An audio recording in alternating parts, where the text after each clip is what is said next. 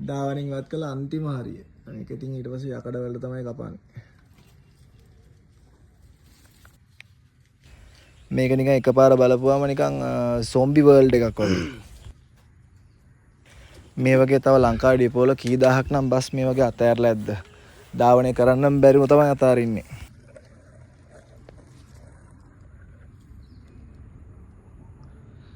මම හිතන්නේ බස්